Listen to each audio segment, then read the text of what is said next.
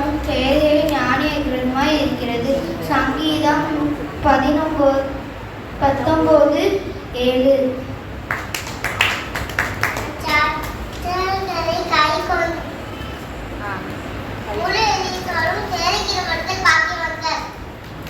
பண ஆசை எல்லா தீமைக்கும் வேறாய் இருக்கிறது.